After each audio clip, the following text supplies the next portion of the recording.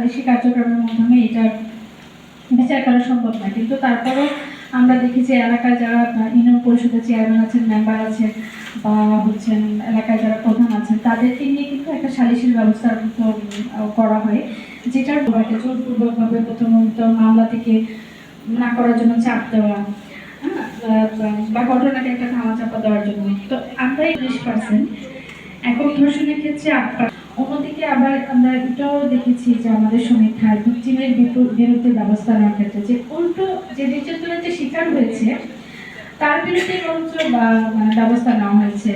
এখানে উত্তরদাতার ক্ষেত্রে হচ্ছে 12% পেয়েছি এবং হচ্ছে দলবদ্ধ ধর্ষণের ক্ষেত্রে 2%।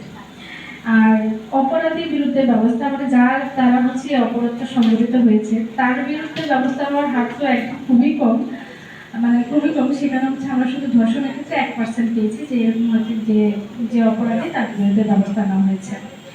আসলে সালিশের মাধ্যমে বিচার করাটা এটা কোনো আইনি কোনো পদক্ষেপ না, মনে করি যে এটা আইনি একটা সংকট, যে আইনের যে প্রয়োগ হচ্ছে না, বিচার হচ্ছে না, তারই একটা দৃষ্টান্ত যে প্রক্রিয়া চলমান, এবং এটা হচ্ছে সামাজিক এবং নৈতিকতার কাঠামোর একটা অবক্ষয় আমরা বলতে পারি।